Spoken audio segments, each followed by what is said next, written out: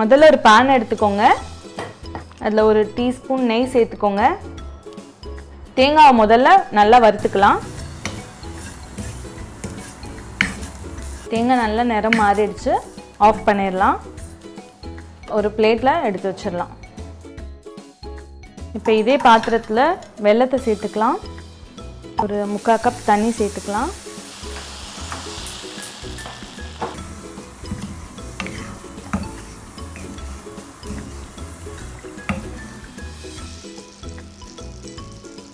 இப்போ வெல்லம் கரைஞ்சிருச்சு. இதை வடிகட்டிக்கலாம். இப்போ வடிகட்டி வச்சிருக்க வெல்லத்தை ஒரு பேனில் ஊற்றிக்கலாம். பாகு செக் பண்ணுறதுக்கு ஒரு கிண்ணத்தில் தண்ணி ஊற்றி வச்சுக்கோங்க.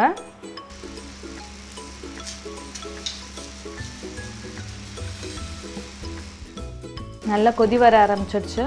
இப்போ ஏலக்காய் பொடி சேர்த்துக்கலாம். கூடயே 2 ஸ்பூன் நெய்.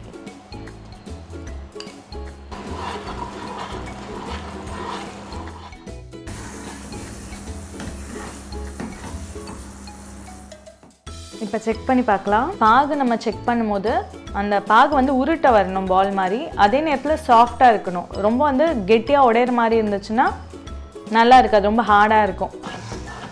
இப்போ நம்ம பாகு வந்து கரெக்டான பதத்தில் இருக்குது. தேங்காவை சேர்த்துக்கலாம்.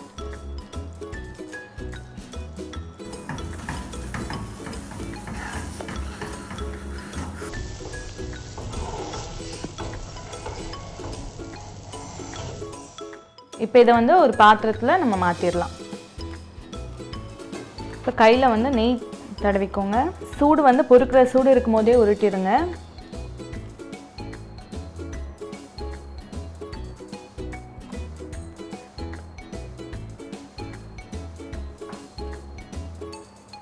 நம்மளோட டேஸ்டியான கமர்கட் வந்து ரெடி ஆயிடுச்சு.